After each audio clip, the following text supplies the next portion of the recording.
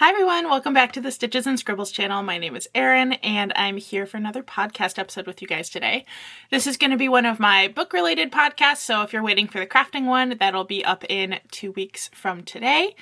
And if you want to see what I read previously, make sure that you go check the podcast playlist on my channel so that you can catch up with what I've been reading. So the last reading podcast I did, I wanted to also do a book haul, but the video had gotten so long with talking about everything I had read that I didn't get to all of them. So you can see I have quite the book haul here today. I also want to share the books that I read in the month of January for 2025, and I wanted to talk about some reading goals that I have and want to share with you online. So let's talk about reading goals first, because that definitely influenced some of my choices in what I read this month. I decided on a couple of goals for myself for 2025, and I set them all up in a bullet journal spread, which I'm now realizing I left at work, but that's okay. We'll just talk about it. The first goal that I set up was reading 75 books in 2025. Now, I say 75 kind of as that should be the bare minimum that I read in 2025. For context, I set my goal as 60 in 2024 and I read 104. I have definitely picked up my amount of reading since becoming a full-time school librarian. I'm reading a lot more kids books than I used to, and when I say kids books, I don't count like picture books in my total reading, but I count generally anything that has over 150 pages in it. Sometimes that's a little bit looser in definitions. Like I would still count something like A Series of Unfortunate Events. That's a fairly small book, but I wouldn't count something like a Magic Tree House book or something like that. So definitely reading a lot and reading a lot of middle grade and young adult novels because of what my current career is. So I felt like I had to up my reading goal, and also I, on paper, have the goal as 75 books. Secretly, I'm hoping that I can get to 120 and read 10 books or more per month. Just because I've really fallen back in love with reading. I had a couple years where I wasn't as into it, especially during COVID. I don't know if it just felt too cumbersome. I know that that's when a lot of people really dove into reading more, but it just wasn't hitting for me. I worked a lot on setting up this channel, doing craft things, trying to sell things online of my own creation, all that stuff.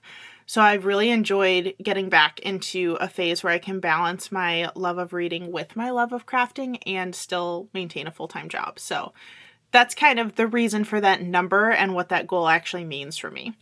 Second thing that I set up in terms of goals was some genre goals and format goals. So when I say genre, I set 2 goals.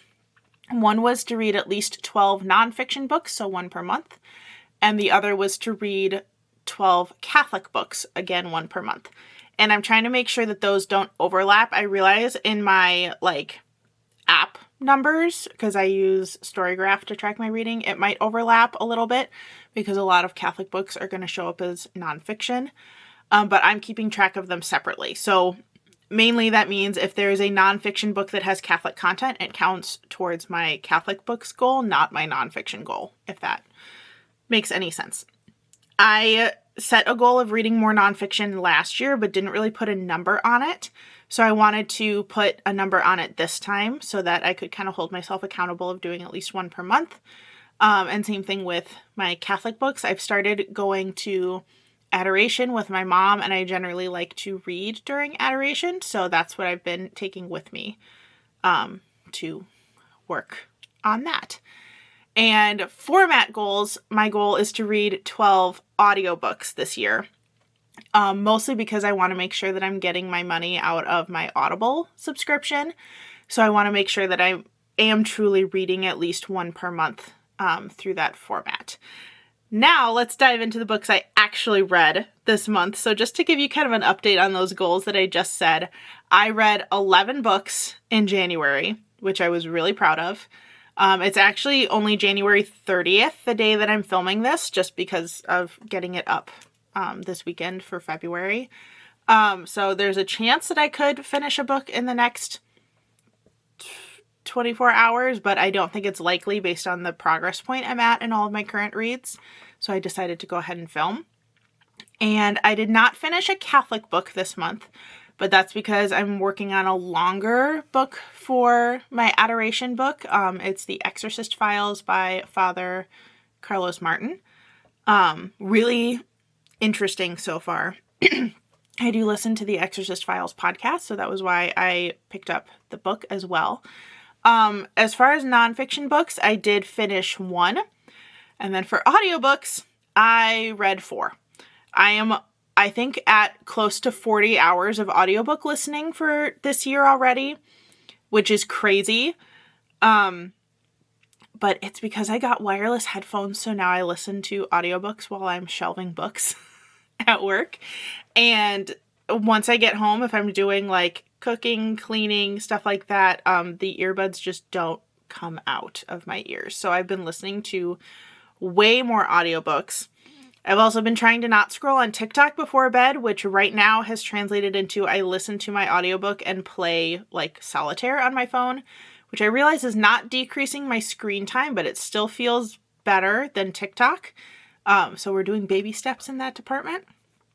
But yeah, the audiobook goal is going really, really well so far, considering I'm a quarter of the way done with my 12 book goal. So I might have to pick some longer audiobooks in order to not go completely overboard with that one. But let's dive into the titles that I read this month. So first book I read was Divine Rivals by Rebecca Ross.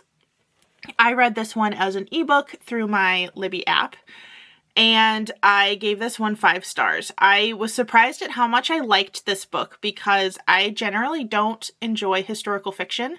I have kind of realized that historical fantasy seems to be my gateway into that genre. So this was heavily, I believe, World War I inspired. And it's the story of 2 journalists who have enchanted typewriters and end up writing letters back and forth to each other. Only one of them, I'm now forgetting her name, Iris, is the female main character, doesn't know who she's writing to, versus Roman, who is her co-worker and rival, has figured out who she is through these letters, but they slowly fall in love as they're writing these letters back and forth. But it also has a really rich world building around it.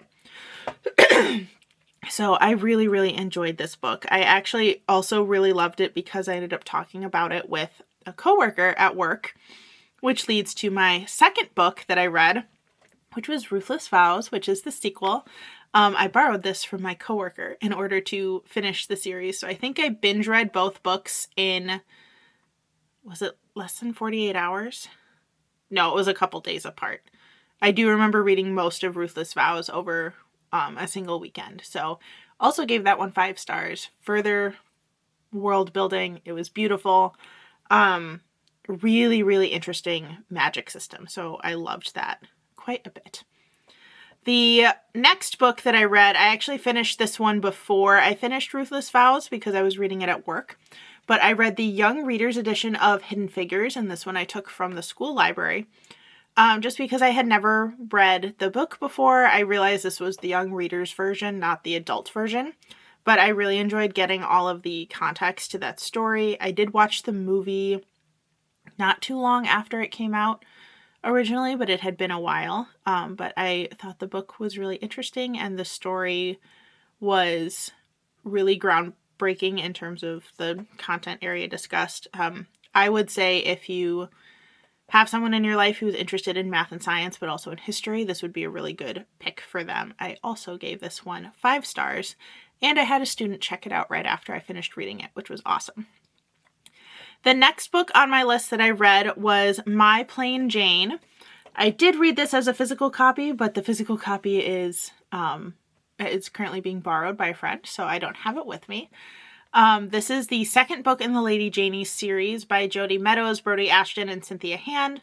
I gave this one 5 stars. This was a fantasy retelling of Jane Eyre.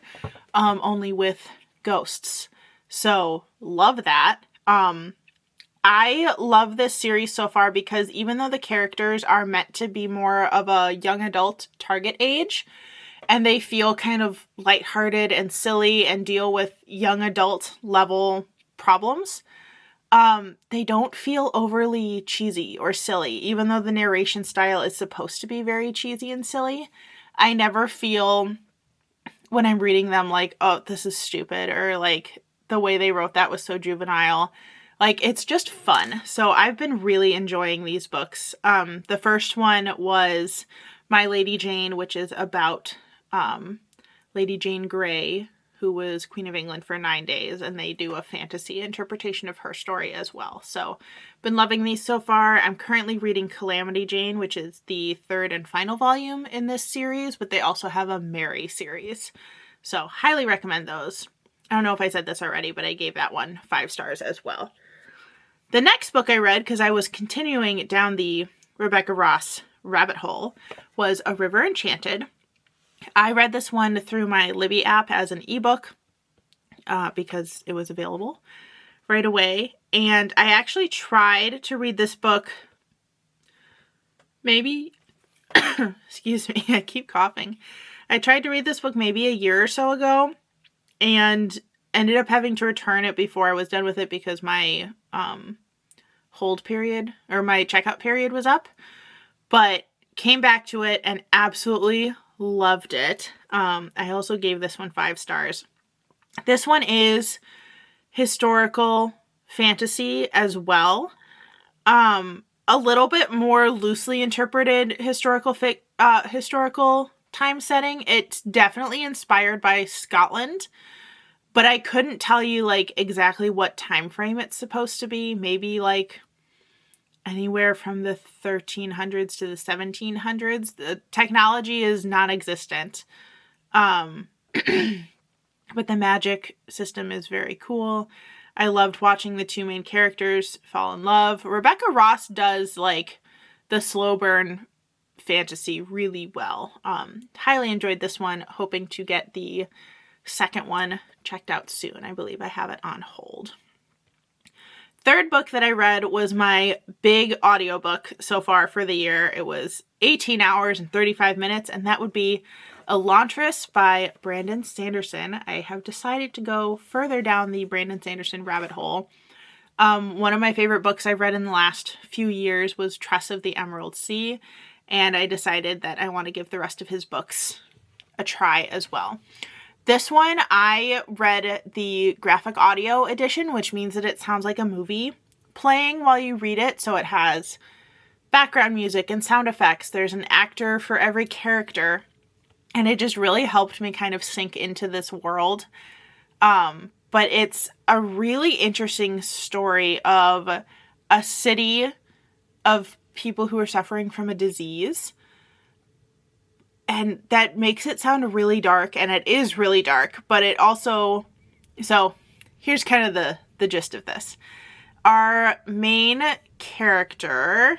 I'm now forgetting names. This happens to me all the time with fantasy books. I forget the names immediately. So, Prince Raoden, the book opens with him where he wakes up and he finds that he has this disease that makes him... need to go to this city called Elantris to be separated from society. Meanwhile, his fiancée, Princess Serene, comes to Ke, which is the city that he is prince of, and is told that he has died.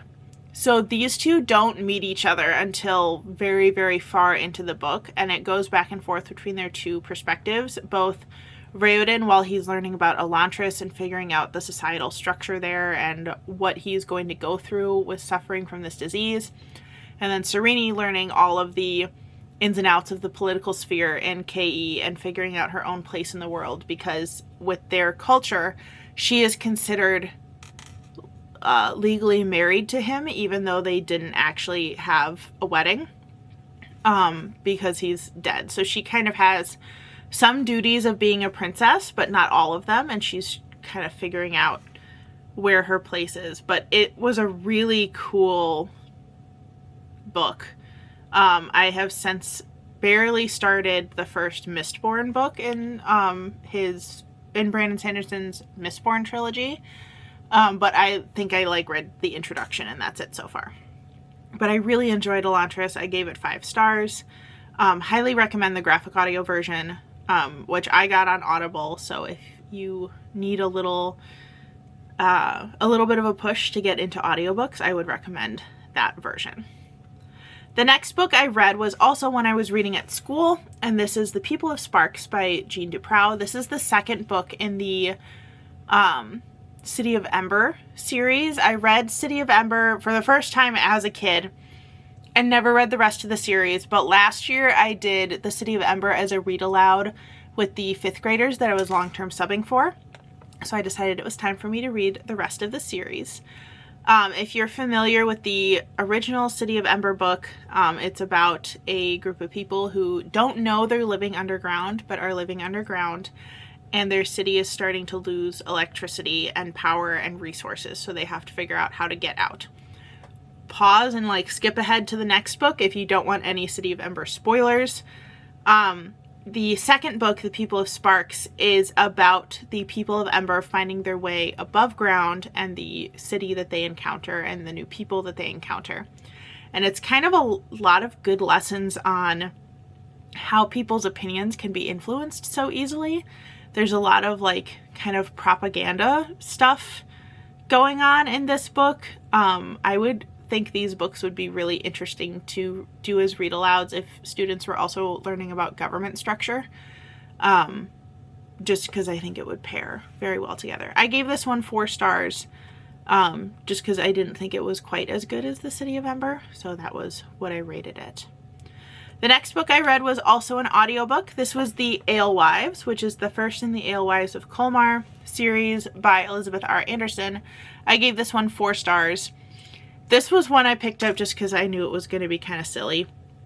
It's about 3 women who are living in Colmar, which I had to look up is actually in France. They survived the Black Death, but now don't have any money. 2 of them, their husbands have died. 1 of them has lots of kids. And they need to find some way to make money that is acceptable in 1300s France. So they decide to brew beer. As they're doing this, though, one of their neighbors is murdered. So they end up kind of trying to solve the crime, but also are navigating how do we legally brew beer and sell it without getting in trouble. And this just had a lot of very funny, side conversations, banter, all that stuff. It was a very cute story. I also liked reading this one as an audiobook because I got the correct pronunciation of all the characters' names. So that was awesome. The next book I read was The Prophet of Yonwood, which is book 3 of the Books of Ember. This one's actually a prequel, so it takes place, I believe, close to 50 years before the people who populated Ember went underground. So probably close to 200 years before the original Ember book takes place. And this one, I don't want to give too much of it away. I would say that you could read this without having read the first City of Ember book, just because it is a prequel and a totally different story. It does have some build up to why people moved underground, but we still don't know exactly what happened in this great disaster. But this one really focused on elements of, everything is up for interpretation, and frequently people interpret things wrong. So it's called The Prophet of Yonwood because there is a woman in this city of Yonwood, which is supposed to be in California, who gets a very traumatic vision of the future and is left with limited ability to speak. But they call her the prophet because they're interpreting everything she says as new rules that have to go in place for their city. Very interesting. Again, it's a kind of fascinating, social book for kids to read, to learn about how people interact in all of these kind of nuanced ways. But it was also very good. I gave it 4 stars. Up next, I read The Good Sister by Sally Hepworth.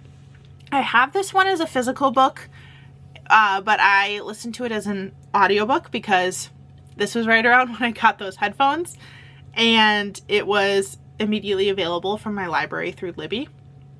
So I listened to it as an audiobook. This was a really great thriller about twin sisters who seem to have sort of a traumatic past, but they remember it very, very differently. And it was a book that for the first 3/4 of it didn't really feel like a thriller at all. It felt more like just a generic fiction book, other than like there's some kind of questionable things that happened with these, the mother of these two now adult twins.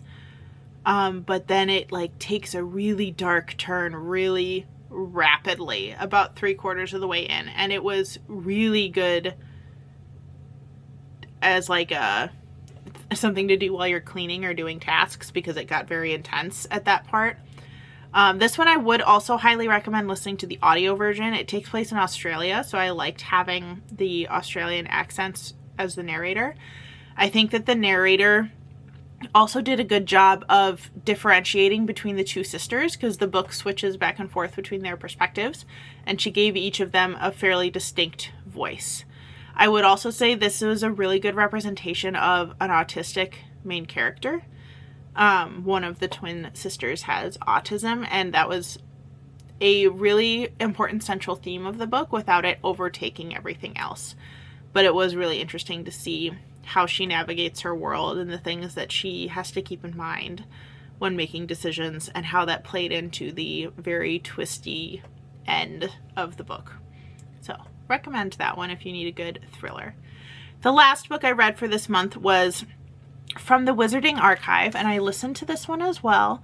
This is basically an anthology of all of the Pottermore articles that were released over the years. If you're not familiar with Pottermore, it was a big deal when I was in high school. It was a website that came out with extra details about the Harry Potter universe, notes from the author that never made it into the series, stuff like that. So they turned it into 2 volumes of a book. The audiobook is both of them in one, and it's partially narrated by Ivana Lynch, who plays Luna Lovegood, which I really appreciated. This was 5 stars. It's really just a list of random information about Harry Potter, lots of like little side stories, details about characters, details about magical creatures and what all the different wand types mean and all that stuff. So highly recommend this one as well. Felt like reading a nonfiction book, but it was just extended Harry Potter things. Now, let's dive into this massive stack of books I have next to me.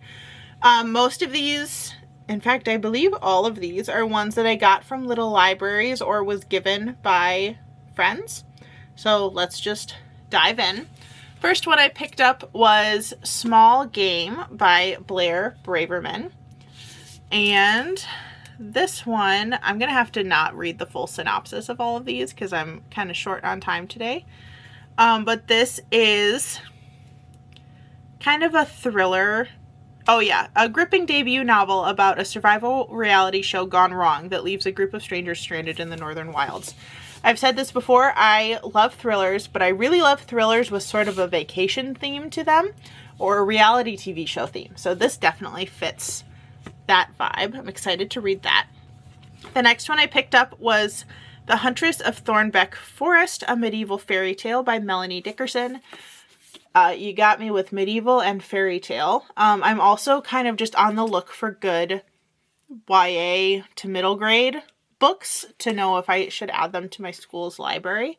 So this one definitely looks more YA / might be an adult book, but I wanted to check it out just to see. This actually, some of these I got in the clearance section at Half Price Books, so that was the last 2 because they have a clearance sticker up here. Third one I got, also a clearance book from Half Price Books. This is Air Awakens Book 1 by, they covered her name, Elise Kova.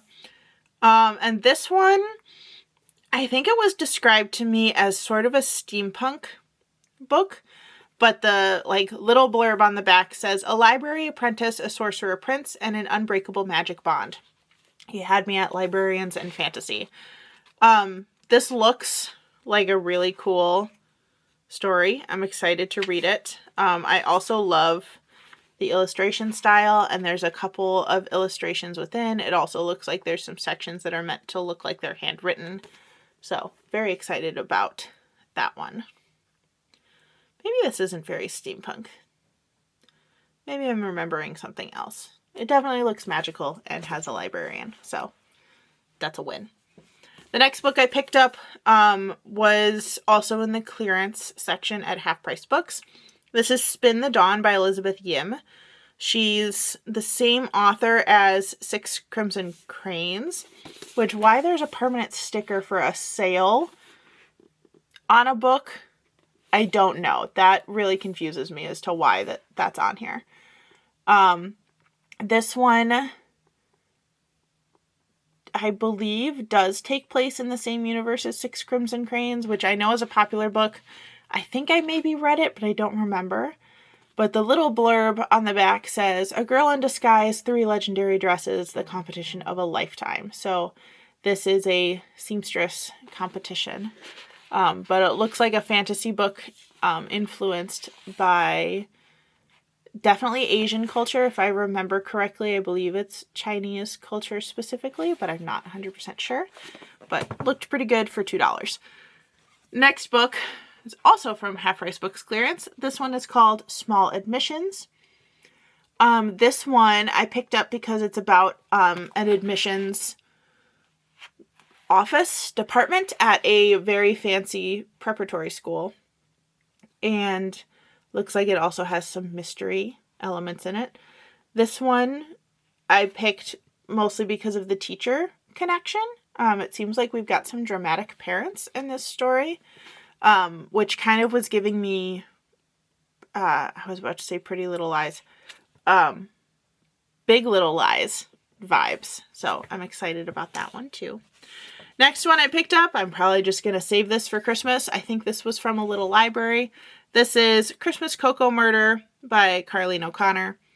It's your standard super long mystery cozy read series. Definitely going to put this off to the side for the next holiday season. The next book I got from a little library is Myrtle Volume 1. I've never had one of the Myrtle books, but they are all little puzzles that you can solve, and I'm excited to play through this. I thought it would also be a good thing for traveling to take with as kind of an on-the-go activity, so excited about that. Next book I picked up is This Will Be Fun by E.B. Asher, and it's about friends who are a former like adventurers group / monster hunters maybe. Looks like it's basically like if a D&D party retired and then got pulled back into a story. This one I think I had heard about from somewhere else, but I can't remember where. But it looked fun and goofy, so I'm excited to read that. Up next was another little library book that I'm thinking might be a YA one, and that's why I picked it up. But it's called Across a Star-Swept Sea by Diana Petterfreund. Looks like your standard YA fantasy. On the back it says, her world is in the throes of rebellion divided by tradition and progress. Her public life is that of a socialite filled with lavish parties and ball gowns, but inside Persis beats the heart of a spy. The same heart that is falling for the enemy in a world of deception. Who can she trust? So, fantasy, political intrigue, spies, princesses, your standard YA stuff. Might be good. Might be one that I put in the school library. We'll just have to see. Up next, I definitely picked this one from the little library because the cover was so cool. This book is called Ink by Alice Broadway. And this one...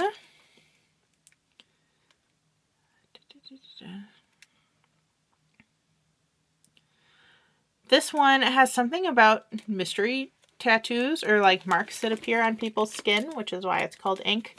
Also looked like a fairly standard YA kind of fantasy dystopian storyline. Up next, I picked from a little library A Window Opens by Elizabeth Egan. And this one says, Alice Peirce thought that she would live happily ever after, then she realized she was in the wrong story. And I believe this one is realistic fiction, but seemed to have some like bookish related concepts in it. The last one I picked up was also from a little library. I've said before on this channel that someone in my neighborhood gets Book of the Month and must get rid of every single one of them. But this is We Are the Brennans by Tracy Lange. This one I believe was family drama.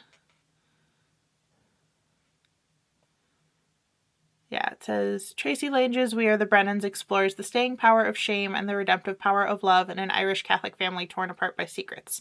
So this one I have high hopes that the Catholic representation is actually good.